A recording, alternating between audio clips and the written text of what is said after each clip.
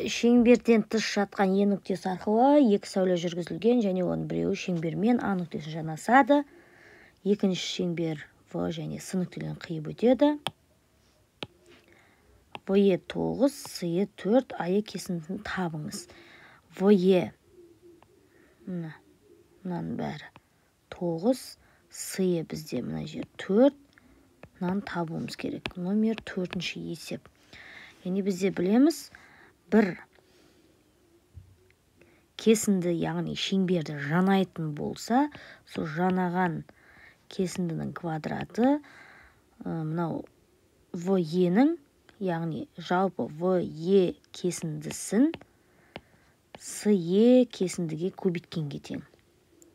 АЕ бізде Х болса, Х квадрат тең ВЕ деп отырған 9, көбейтілген 4, Х квадрат тең 36, Х тең, яғни 6-ға тең.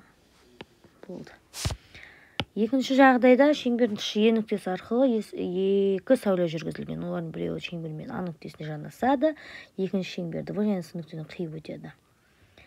АЕ бізде 12-ге тең, ВЕ мына жер ВЕ 18-ге тең, СЕ-ні табуымыз керек.